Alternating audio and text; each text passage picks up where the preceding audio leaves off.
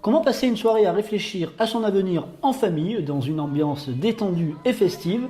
Eh bien, il fallait venir à la nuit de l'orientation organisée par la Chambre de commerce et d'industrie du Var et l'Union patronale du Var, ce vendredi 10 mars au Palais de la Mer et du Commerce à Toulon. Laure Pichard de la CCI du Var nous parle de cette 6e édition. Les parents, quand ils viennent de nous voir ce soir, ils sont ravis parce qu'enfin, pour une fois, ils viennent dans un salon pour eux, dans leur tête, même si ce n'en est pas un de salon.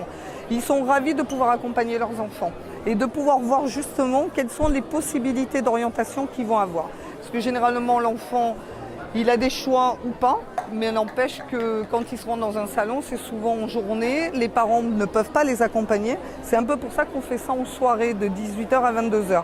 La 6e édition ce soir bat son plein. Nous avons beaucoup de monde, concept original avec 3 espaces. On a un espace multimédia. Les jeunes passent des tests de personnalité. À la suite de ces tests, ils ont un espace qu'on appelle l'Orient Express. Les conseillers d'orientation des missions locales, des BIGE, des bureaux d'information jeunesse. Nous avons des study advisors aussi qui sont des étudiants dans différents secteurs d'activité qui peuvent les renseigner.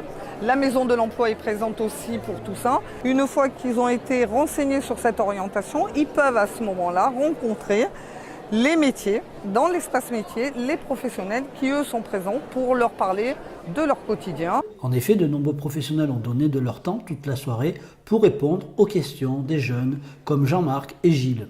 Alors j'ai eu un jeune qui est venu, il voulait travailler dans l'hôtellerie classique.